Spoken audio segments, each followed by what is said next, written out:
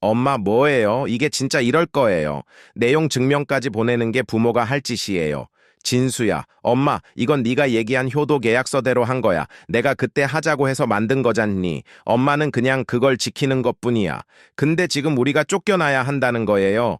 둘째 곧 태어나는 거 알잖아요. 아기 둘 데리고 어디 가요? 엄마, 그건 너희 사정이지. 엄마가 책임질 문제는 아니야. 엄마 너무 하잖아요. 우린 그냥 상황이 힘들었던 것뿐이에요. 엄마도 애 키우느라 힘들어서 그랬지. 같이 있는 게 서로 좋았던 거고. 그래, 그 좋은 애 끝은 엄마를 원룸에 밀어놓는 거였지. 내가 30년 살던 집에 사돈이 들어오고 내 자리에 내가 지워지는 거였지. 엄마, 왜 그렇게 몰아가요? 우린 엄마 미워한 적 없어요. 지금도 엄마 덕분에 산다고 생각하는데 그게 무슨 말이니? 엄마 덕분에 살면서 엄마를 어떻게 대했는지 진수야.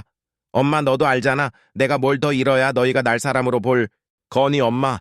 그래도 지금 나갈 수가 없는데 어떻게 해요? 그리고 장인 장모도 다 짐을 가지고 왔단 말이에요. 글쎄, 그건 니들이 알아서 하렴. 엄마는 효도 계약서대로 할 뿐이야. 아들과의 마지막 전화 통화는 그렇게 끝이 났습니다.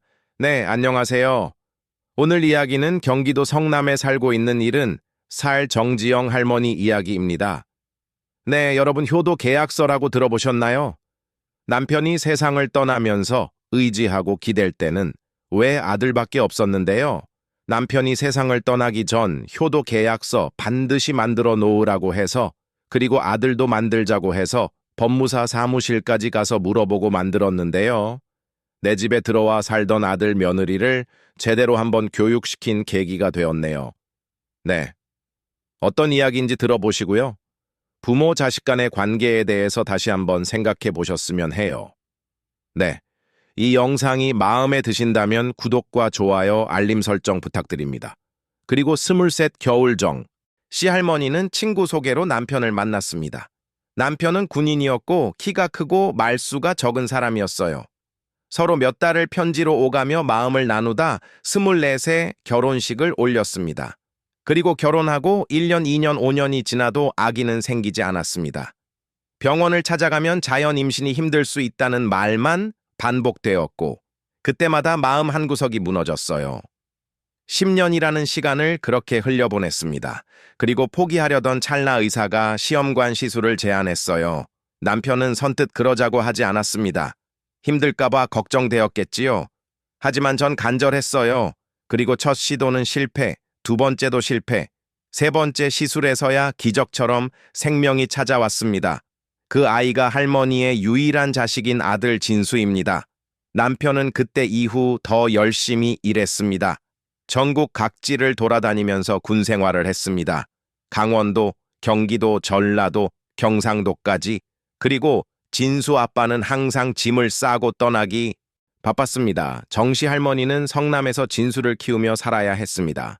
엄마 아빠가 떨어져 살아야 하는 게 아쉽긴 했지만 그리고 진수를 제대로 키우기 위해선 어쩔 수 없었어요. 그때 남편은 정년을 앞두고 있었고 그리고 아무래도 성남집을 기반으로 진수 대학 생활을 뒷받침해 주기로 했습니다. 그리고 진수가 대학을 졸업하고 직장 생활을 시작했을 때 그제야 정씨 할머니는 좀 숨을 고를 수 있었어요. 그렇게 살면서 남편은 군복을 벗고 10여 년 뒤에 세상을 떠났고 정씨 할머니는 유족연금과 자신의 국민연금으로 생활하고 있었습니다. 진수는 대학을 졸업하고 서울 강남에 있는 호텔에 취직했어요. 처음엔 객실팀으로 시작했지만 성실하고 책임감이 강해서 빠르게 팀장이 되었지요. 그리고 전화 통화로 힘들다는 말 한마디 하지 않았고 명절이면 꼭 성남집에 들러 할머니 손을 꼭 잡아주던 아이였습니다.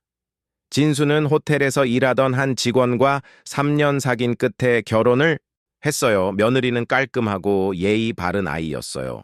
둘 다 직장 생활을 하니 서울 외곽의 아파트 전세로 신혼살림을 시작했지요. 네, 처음에는 정말 보기 좋았습니다. 맞벌이로 서로 아끼며 사는 모습이 저한테도 참 든든하게 느껴졌어요. 그런데 코로나가 전국을 휩쓸면서 달라졌습니다.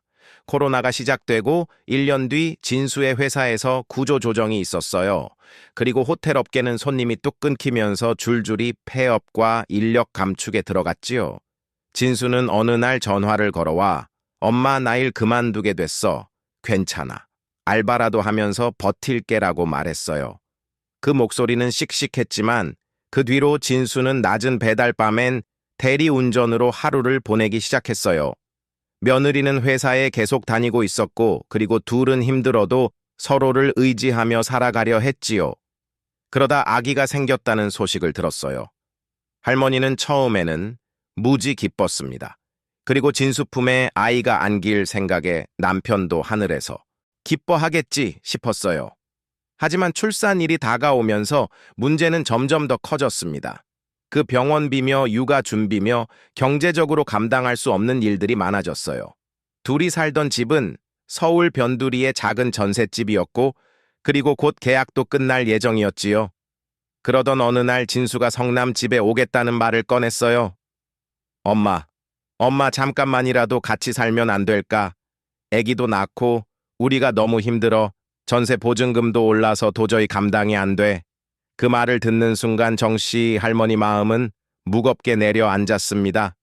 저는 물론 자식이고 손 주니까 안 된다고 하기도 참 어려웠어요. 하지만 할머니 머릿속엔 그리고 예전에 동네 친구들이 해줬던 말이 떠올랐습니다. 지영아 아들, 결혼하고 나면 절대 같이 살지 마. 처음부터 같아. 살던 게 아니라면 더더욱 안 돼. 며느리랑 처음부터 안 맞추면 나중엔 절대 못 맞춰. 그때는 그냥 흘려들었지만 그 말들이 그날따라 가슴에 박히더군요. 네, 그래서 할머니는 단호하게 말했습니다. 안 돼, 진수야. 결혼했으면 이제 니들이 알아서 살아야 하고 엄마도 엄마 생활이 있는데 며느리 산후조리 해주기는 싫어. 진수는 조용히 고개를 끄덕였지만 그리고 며칠 뒤 다시 전화를 했어요.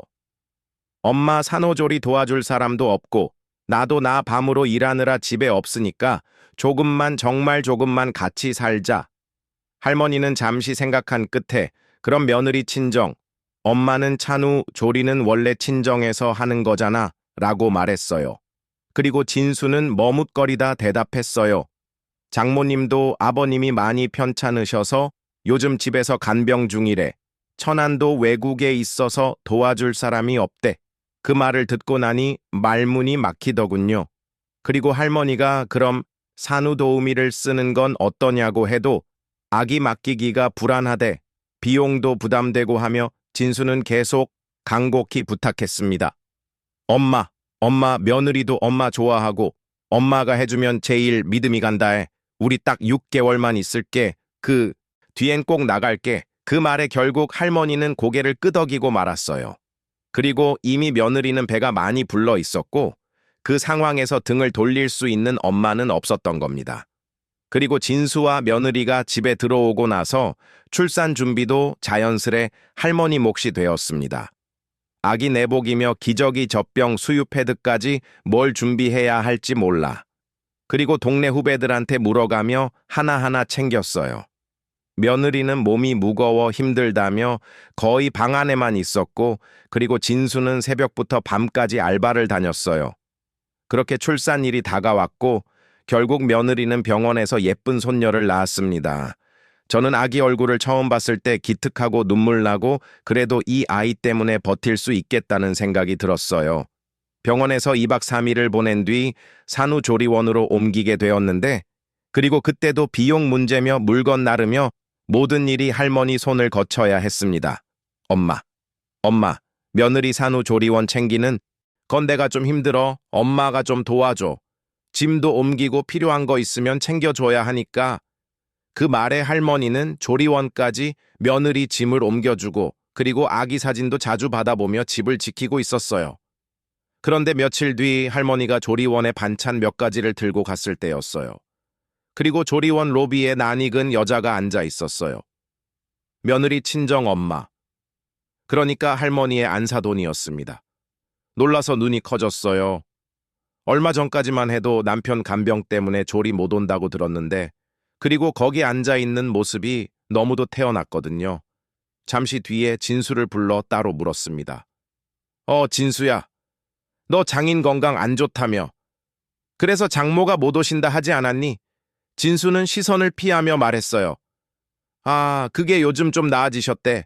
지금은 괜찮대. 괜찮아. 대답이 이상하게 들렸어요. 뭔가를 감추는 사람처럼 눈을 제대로 못 마주치고 말을 더듬다군요. 그리고 그날 집으로 돌아오는 길에 할머니가 안사돈에게 전화를 걸었어요. 간단한 인사 후에 자연스럽게 물었습니다. 그런데 사돈 바깥 사돈 건강은 좀 어떠세요? 그쪽에서 말이 딱 돌아왔습니다. 사돈 무슨 말씀이세요? 우리 영감은 괜찮은데요. 요즘 친구들 만나러 다니기 바쁜걸요. 그 말을 듣는 순간 머리가 멍해졌습니다. 이게 무슨 일인가 싶었어요. 거짓말이었구나. 처음부터 나를 속이려고 했다는 생각이 들었습니다. 저는 처음엔 손주가 너무 예뻤습니다. 작은 손가락을 꼭 쥐고 할머니 품에서 잠든 아기를 보고 있으면 하루 종일 고단한 일도 괜찮을 것 같았어요. 그때까진 진심으로 그렇게 믿었어요. 며느리는 산후조리원에서 2주를 지낸 뒤 그날 할머니 집으로 다시 돌아왔고 그 순간부터 할머니의 새로운 인생이 시작됐습니다. 작은 아기는 울음으로 세상을 표현했어요. 밤 11시, 새벽 2시, 새벽 4시, 5시, 그리고 두 시간 간격으로 울어대는 아기를 달래느라 할머니는 매일같이 침대에 눕지도 못하고 거실에 앉아 꾸벅꾸벅 졸았습니다. 저는 처음엔 며느리도 아기를 안고 재우려고 했지만 며칠 지나지 않아 지쳐버렸어요. 어머니 저 좀만 잘게요. 눈이 아파서 어지러워요. 어머니 이유식 좀 대신해 주실 수 있을까요? 그 말이 시작이었어요. 그리고 그 다음부터는 기저귀도 할머니가 갈고 분유도 할머니가 타고 하루 종일 아기똥 기저귀를 들고 다니다 손끝이 짓무르기 시작했습니다. 밤에 울어대는 손주를 안고 베란다에 나가 그리고 등을 토닥이던 날들도 많았습니다. 아기에게 먹일 이유식을 만들기 위해 인터넷을 검색하고 그리고 무농약 재료를 사러 아침 일찍 시장에 나섰습니다. 호박, 감자, 브로콜리, 사과, 온갖 재료를 삶고 다지고 그 작은 입에 들어갈 반 숟가락을 위해 저는 2~3시간을 부엌에서 서 있어야 했어요. 허리가 끊어질 것처럼 아팠습니다. 그리고 며느리는 점점 더 멀어졌습니다. 산후조리 후 복귀한다던 직장도 몸이 아직 회복이 안 됐다는 이유로 미뤘어요. 회사에서도 그냥 좀 더 쉬라고 해요. 애가 너무 어리니까요. 그리고 어머니 계셔서 정말 다행이에요. 그 말을 들으면서도 할머니는 그래 엄마니까 해주는 거지 하고 스스로를 위로했어요. 하지만 며느리는 점점 더 밖으로 나돌았습니다. 여러분 친구가 오랜만에 내려온다는데 애 좀 봐주실 수 있으세요? 엄마가 아프셔서 친정에 잠깐 다녀올게요. 그렇게 하루 이틀 하루 종일 할머니와 손주만 남겨진 날들이 쌓이기 시작했습니다. 그 아기를 목욕시키다 미끄러져 허리를 삐끗한 날도 있었습니다.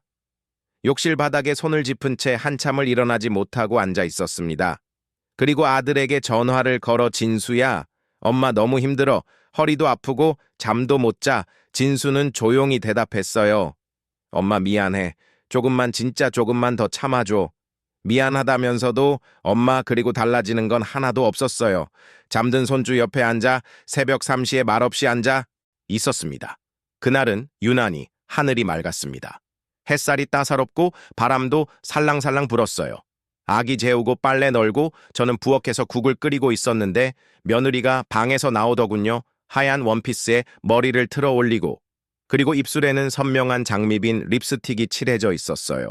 순간 할머니는 뭘 잘못 본 건가 싶었어요. 그리고 며느리는 할머니를 힐끔 보며 아기 이불을 톡톡 털더니 말했습니다. 어머니 오늘 친구 결혼식이에요. 서울까지 가야 해서 좀 늦게 들어올 거예요. 아기는 이제 막 돌을 넘긴 상태였습니다. 그리고 낮잠 시간도 일정하지 않고 이유식도 하루 걸러 거부하던 시기였지요. 애는 며느리는 너무도 당연하다는 듯 웃었습니다. 저는 어머니 계시잖아요. 지금까지도 다 잘해주셨잖아요. 그 뒤로는 하루치 이유식 스케줄을 읊기 시작했어요. 네, 점심엔 단호박이요. 전자레인지는 안 돼요. 냄비에 중탕해서 숟가락으로 꼭 손으로 으깨서 주세요. 뜨겁지 않게. 식혀서 입에 넣어 주셔야 해요. 물 온도는 팔 안쪽에 떨어뜨려 보시고요. 순간 지금 내가 뭘 듣고 있는 건가? 네, 이건 아기 엄마가 할 얘기인가? 아니면 가사도우미에게 업무 지시하는 건가? 네, 할머니의 눈이 며느리의 입술에 멈췄습니다. 선명하게 칠한 립스틱이 저에겐 생채기처럼 보였어요. 어머니 설거지는 끓는 물에 삶아주세요. 아기 입에 들어가는 거니까요. 부탁드릴게요, 어머니. 그리고는 까닭 인사하고 하이힐을 신고 현관문을 나갔습니다. 쾅 닫히는 문소리에 순간 집안이 적막해졌어요. 그리고 거실 한가운데 젖병 널려있는 테이블, 이유식 얼룩 묻은 턱받이, 바닥에 널브러진 손주의 장난감, 그리고 그 한가운데 저 혼자 덩그러니 남겨져 있었습니다. 그리고 다시 부엌으로 들어가 단호박을 꺼냈어요. 껍질을 까고 작게 잘라 찜기에 올려 20분 넘게 삶았습니다. 네. 그러는 동안 아기가 울기 시작했어요. 식지 않게 이유식을 식탁 위에 놔두고 아기를 안아들었습니다. 네, 그리고 팔에 힘이 풀려 겨우겨우 안아들었어요. 토닥이며 거실을 몇 바퀴 돌았습니다. 그렇게 아이를 재우고 겨우 이유식을 먹이려 하니 아기는 입을 앙다물고 숟가락을 툭툭 쳤습니다. 부엌에서 물을 마시다가 거울을 봤습니다. 그리고 그 속에 할머니는 눈빛이 퀭하고 팔뚝은 살이 빠져 있었습니다. 그날 밤 진수에게 말했습니다. 엄마 진수야.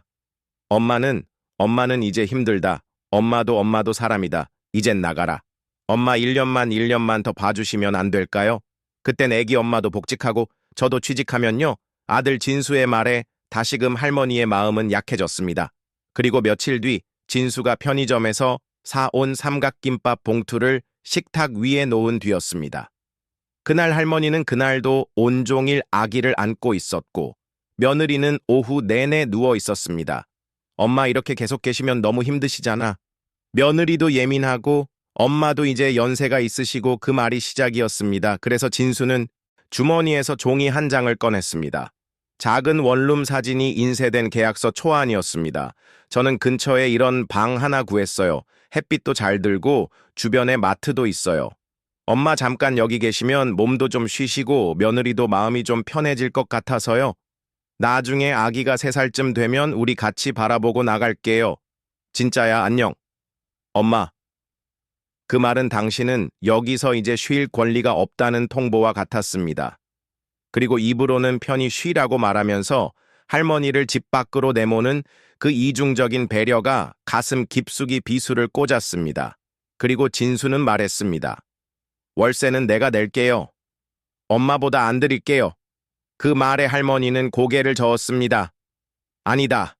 내가 낼게. 내가 선택한 거니까 내가 낼 거다.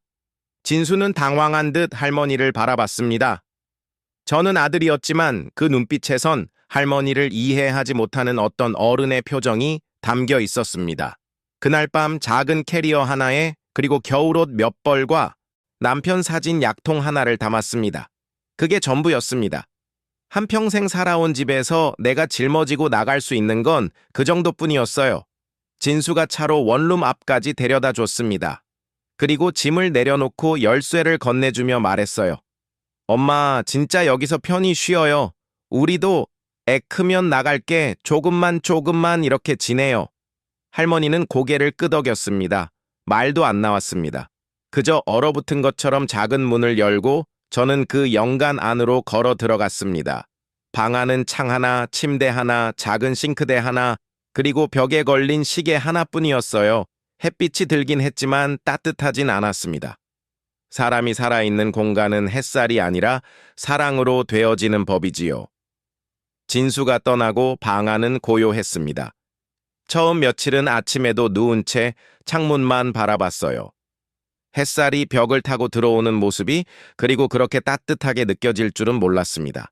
그렇게 이틀 4월 일주일이 지나면서 문득 오랫동안 나가지 못했던 교회가 생각났어요. 그리고 아들 부부가 집에 들어온 이후 매주 가던 예배도 자연스레 빠지게 되었어요. 엄마 아기 좀만 봐줘요. 오늘만 좀 그 부탁이 반복되다 보니 1달, 2달 결국은 아예 발길을 끊게 되었지요. 네, 그런데 이젠 그 누구의 눈치도 부탁도 변명도 필요 없었습니다. 주일 아침 작은 원룸에서 검은 원피스를 꺼내 입고 성경책을 들고 버스를 타고 교회로 향했습니다. 성전문을 열고 들어서는 순간 가슴이 벅차올랐습니다. 저는 조용히 앉아 찬송가를 듣는데 눈물이 고이더군요. 하나님, 제가 돌아왔어요. 조금 늦었죠? 조금 상처가 많죠? 그래도 다시 와봤어요. 예배가 끝나고 오랜만에 본 권사님들이 지영 권사님 어디 다녀오셨어요? 얼굴이 더 야위셨네요 하며 손을 꼭 잡아주셨습니다. 그리고 그 손의 온기에 비로소 사람답게 살아있음을 느꼈어요. 그 다음 주엔 교회 옆 다과실에서 마시는 커피 한 잔이 그렇게도 꿀처럼 달았습니다. 조금씩 할머니, 삶의 색이 돌아왔습니다. 그 문득 고등학교 동창이 생각났습니다. 휴대폰을 꺼내 영수가 나 지영이야. 너 아직 동창 모임 나가지? 그 말에 영숙이는 소리를 질렀어요. 어머, 세상에 너 살아있었구나. 다들 너 어디 아픈 줄 알았잖아. 그렇게 30년 친구들과 삼겹살에 소주 한 잔 기울이며 그리고 한때의 속상함을 허허 웃으며 넘기게 되었어요. 며칠 뒤엔 근처 노인복지관에서 자원봉사 프로그램을 시작했습니다. 그리고 독거 어르신들께 반찬 배달을 하는 일이었어요. 무거운 반찬통 들고 골목을 오르내리면서도 이상하게도 몸이 가볍게 느껴졌어요. 이게 사람이구나, 이게 살아있는 거구나, 그 며느리와 진수 그 집, 그 아기, 물론 잊을 수는 없어요. 하지만 거기서 나를 잃으니 여기서 자신을 다시 찾는 게 훨씬 더 나았어요. 그날은 이상하게도 그리고 손녀 얼굴이 그렇게 보고 싶었습니다. 밥을 먹으면서도 창밖을 내다보면서도 괜히 아기 웃음소리가 환청처럼 들렸어요. 며칠 전에도 진수에게 전화를 했지만 그리고 통화 연결음만 몇 번 올리고는 끊기기 일쑤였어요. 며느리도 연락이 없었습니다. 명절이 다가오는데도 단 한 통의 문자도 없었습니다. 그리고 사진 한 장도 보내지 않았어요. 수십 번 마음이 왔다 갔다 하다가 결국 그날 오후 할머니는 결심했어요. 그래 딱 10분만 말없이 갔다가 얼굴만 보고 오자 내가 아기 잠들기 전에 가면 웃는 얼굴 한 번은 보겠지. 그래도 내가 할머니인데 문 열어주겠지 싶었습니다. 버스를 타고 익숙한 정류장에서 내렸습니다. 바람은 차가웠고 손은 주머니 안에서 저절로 음치러 들었어요. 골목을 도는 내내 가슴이 두근거렸습니다. 그리고 설렘이었는지 불안이었는지는 잘 모르겠어요. 비밀번호를 누르니 현관문이 열리지 않았습니다. 순간 멈췄습니다.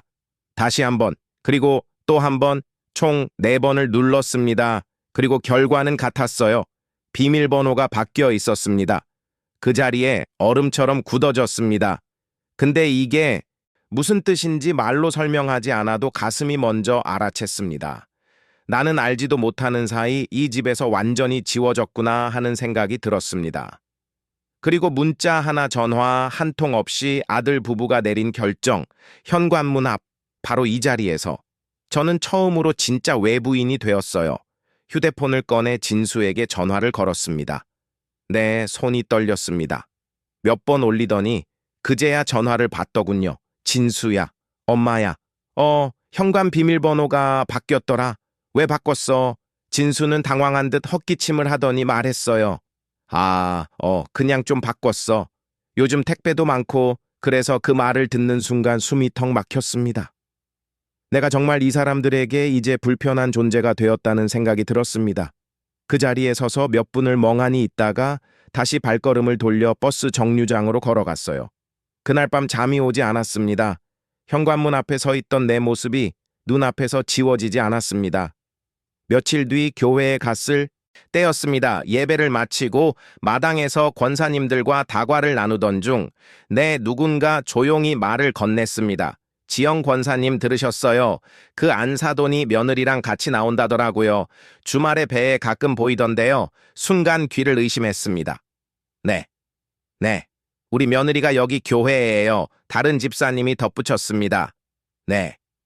지난주에도 오셨어요. 아기 데리고 오셨더라고요. 안사돈도 같이 계셨고요. 네. 그리고 그 주 주일 할머니는 예배를 마치고 성전 입구에서 일부러 천천히 움직였습니다. 그리고 그들을 봤습니다. 며느리와 그 옆에 선 친정 엄마, 그러니까 안사돈이었습니다. 그리고 아기는 유모차에 앉아 있었고 두 여자는 웃으며 누군가와 인사를 나누고 있었습니다. 그 장면이 제게는 너무 낯설었습니다. 저는 너무 친밀했고 너무 편안했어요. 할머니는 천천히 다가가 그들을 마주했습니다. 그리고 며느리는 할머니를 보자 눈이 커졌고 안사돈은 당황한 듯 어색하게 웃었습니다.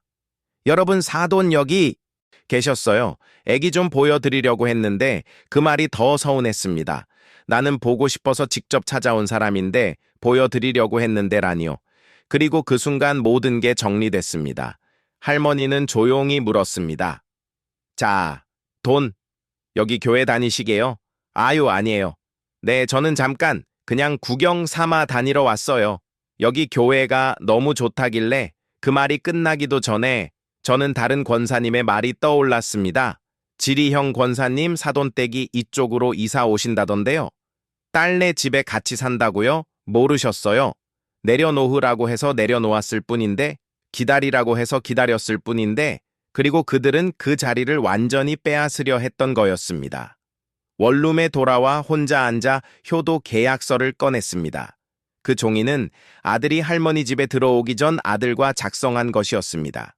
그리고 거기에는 할머니 집에 들어와 사는 조건으로 6개월만 엄마 집에서 살 것, 한 달에 한 번 이상 엄마와 함께 식사할 것, 생일 명절날은 같이 보낼 것이라고 쓰여 있었습니다. 그리고 법무사 사무실에 할머니가 몰래 문의해서 작성한 내용이라 법적 효력은 있는 것이었습니다. 만약 그러한 내용을 이행하지 않으면 한 개월 이내에 나간다고 되어 있었습니다. 네. 그래도 확인차 아들에게 전화를 했습니다. 익숙한 목소리 하지만 그날따라 어쩐지 멀게 느껴졌습니다. 야, 진수야, 나야, 엄마야. 교회에 갔다 들었다. 자돈이 우리 집에 와서 사는 거니 수학이 넘어. 짧은 침묵이 흘렀고 그리고 그 뒤로 들려온 목소리는 억지로 침착함을 유지하는 듯 들떴습니다. 엄마, 그게요? 미안해요. 사실 말씀드리려고 했는데 타이밍이 안 맞아서요. 그래서 엄마, 너 언제 말하려고 했니? 장인이 요즘 건강이 안 좋아서요. 장모도 많이 불안해하시고요.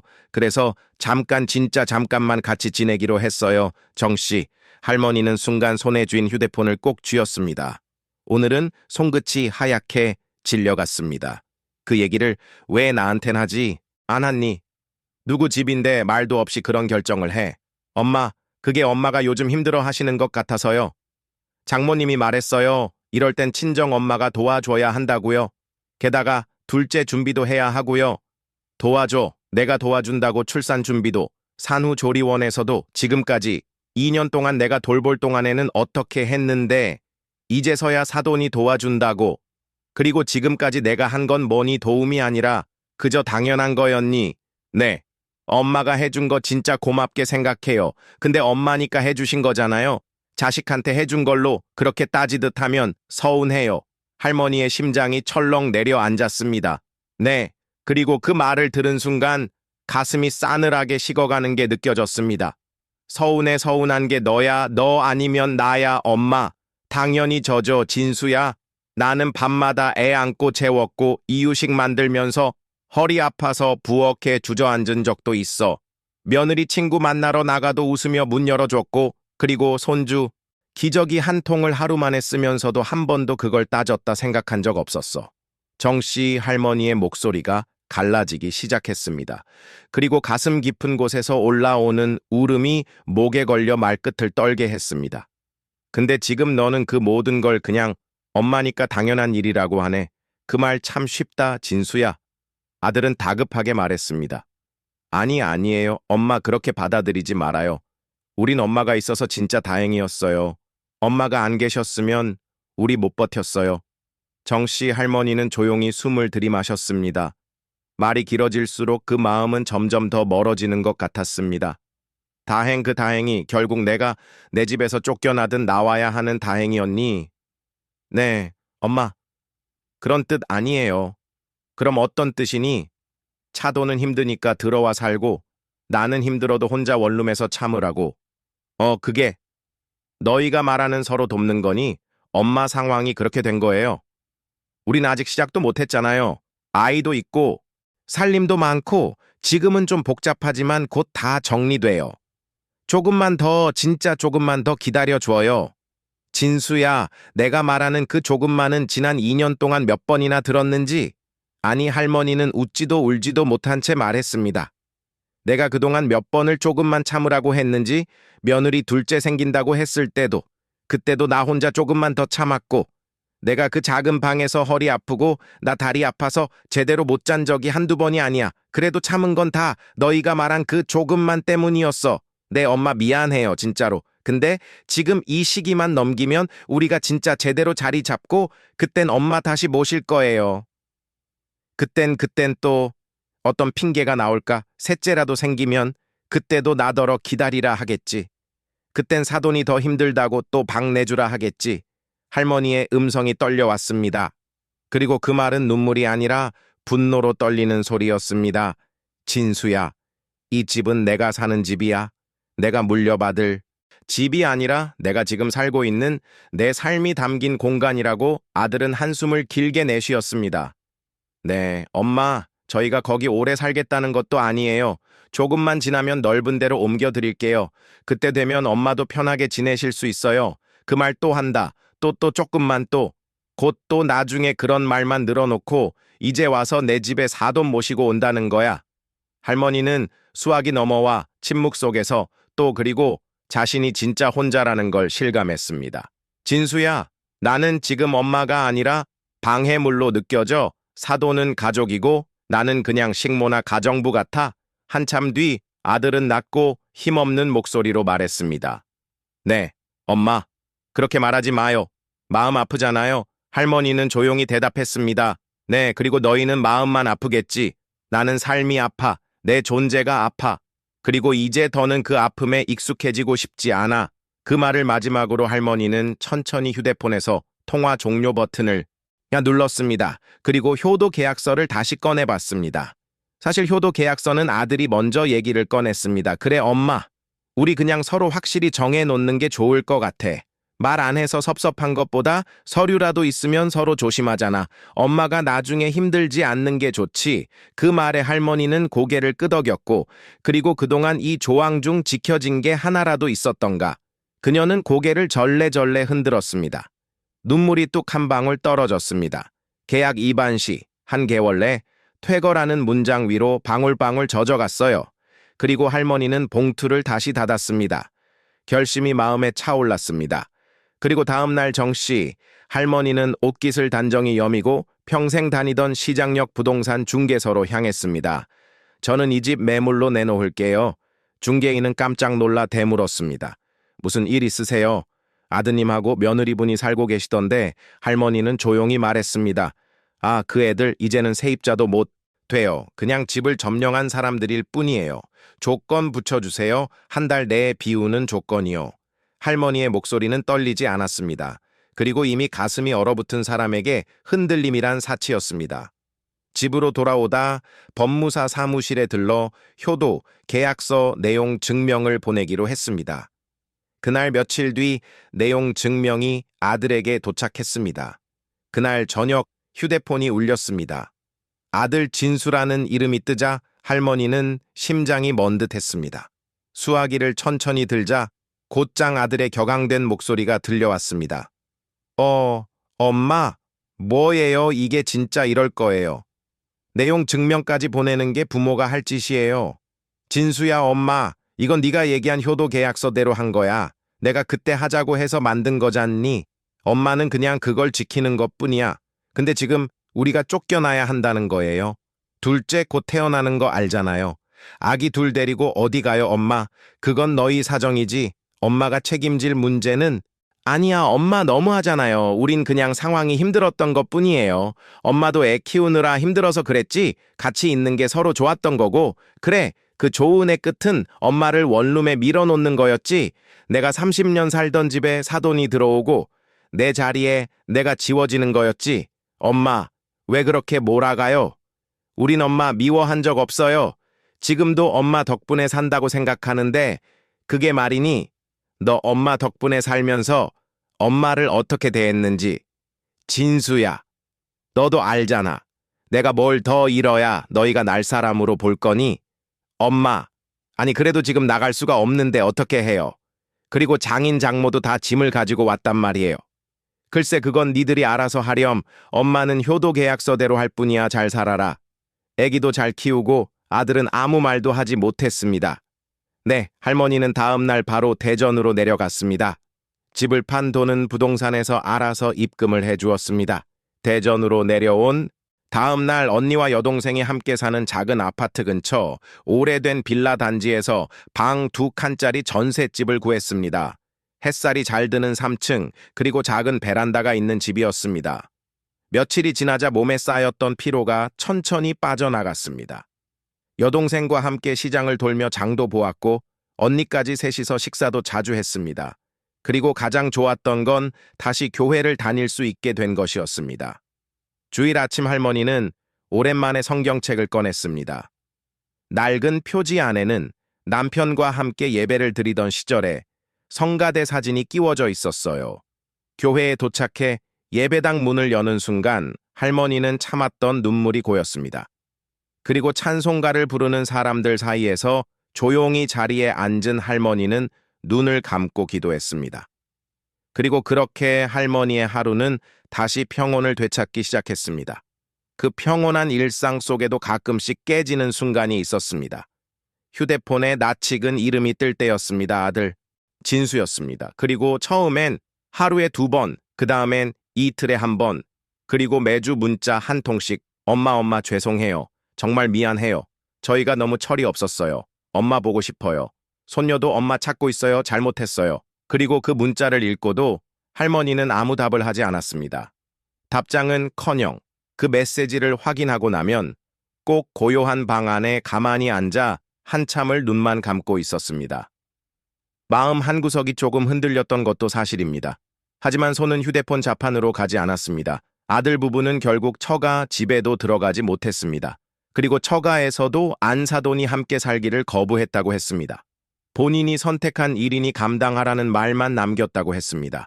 결국 아들 부부는 성남 외곽의 작은 월세집으로 들어갔습니다. 그 가구도 대부분 이삿짐 센터 중고품이었고 아이 울음소리는 벽을 타고 이웃집까지 퍼질 정도라고 했습니다. 그 얘기를 교회 집사님 통해 전해 들었을 때 그리고 할머니는 조용히 밥밥 숟가락을 내려놓았습니다. 한참 동안 아무 말도 하지 못하고 그리고 식탁 위에 손만 올리고 있었습니다. 그러다 이내 작게 혼잣말을 했습니다. 그래도 그 애들이 내 아들이고 내 손주인데 언니가 물었습니다. 그럼 연락해 볼래? 네. 그리고 너무 연 끊어지기 전에 할머니는 고개를 저었습니다. 아직은 안 돼. 지금 연락하면 내가 또 다 풍해될까 봐. 그게 더 무서워. 그리고는 작은 한숨을 내쉬며 덧붙였습니다. 언젠가는 용서할지도 모르지. 근데 지금은 보고 싶지도 않고 만나고 싶지도 않아. 다시 엄마로 돌아갈 준비가 아직 안 됐어. 할머니는 그렇게 할머니만의 인생을 살기로 했습니다. 네, 오늘 이야기는 여기까지입니다. 여러분이 할머니였다면 어떤 결정을 했을까요? 여러분의 소중한 생각을 댓글로 남겨주세요. 여러분 이 영상이 마음에 드신다면 구독과 좋아요 부탁드립니다. 영상 제작에 큰 힘이 됩니다. 감사합니다. 안녕.